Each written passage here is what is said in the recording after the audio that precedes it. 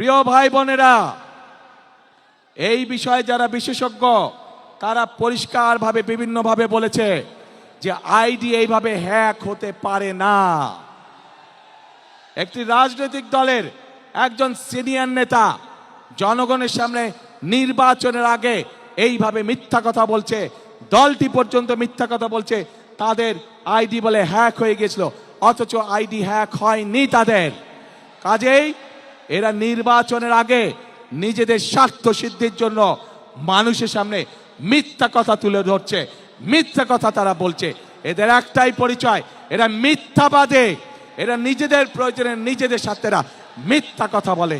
যারা মিথ্যা কথা বলে, হাজারো লক্ষ কোটি মানুষের সামনে যারা মিথ্যা কথা বলে, যারা বিশেষজ্ঞদের মুখের উপরে মিথ্যা কথা বলে, এরা আর যাই হোক এরা দেশ দরদি হতে পারে না।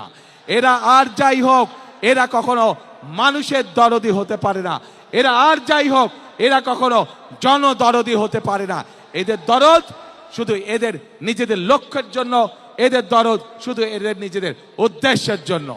এবং সেই জন্যই প্রিয় ভাই বোনেরা, আমরা যেহেতু বিশ্বাস করি এই বিপুল অর্ধেক জনগোষ্ঠীকে পিছনে রেখে কোনোভাবেই দেশের উন্নয়ন করা সম্ভব নয়, সেজন্যই আমরা বলেছি ইনশাল্লাহ আপনাদের দয়া আল্লাহর রহমতে বিএনপি সরকার গঠন করলে বাংলাদেশের প্রত্যেকটি গৃহিণীর কাছে, প্রত্যেকটি মায়ের কাছে আমরা ফ্যামিলি কার্ড পৌঁছে দিব।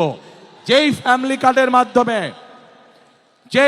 কার্ডের মাধ্যমে আমরা দেশের নারী সমাজকে ধীরে ধীরে স্বাবলম্বী করে গড়ে তুলতে চাই, যাতে করে এই নারী সমাজ কারো প্রতি মুখাপেক্ষী হয়ে তা না থাকতে হয়, যাতে করে তারা নিজেদের পায়ে নিজেদের দাঁড়িয়ে যেতে পারে।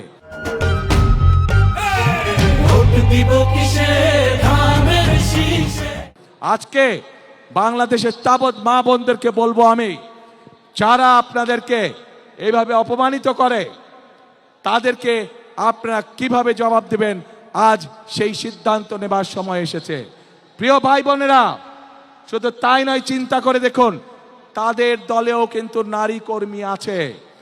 আজ তাদের দলের নারী কর্মীতে আমাদের প্রশ্ন, আপনারা তো ঘর থেকে বের হয়ে দলের কাজে যাচ্ছেন, ঘর থেকে বের হয়ে যে নারী কাজে যায় তাকে আপনাদের নেতা কিসের সাথে তুলনা করেছে চিন্তা করে দেখুন।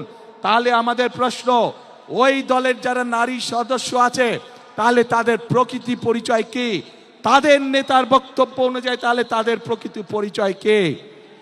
যেই দলের নেতা নিজের দলের নারী কর্মীদেরকে এইভাবে অপদস্থ অপমানিত করতে পারে, সেই দলের নেতা যদি সুযোগ পায় তাহলে বাংলাদেশের সাধারণ নারীদেরকে, সাধারণ মা বোনদেরকে তারা কিভাবে অপদস্থ অপমানিত করবে, যার অবশ্য উদাহরণ আমরা 1971 সালেই দেখেছিলাম।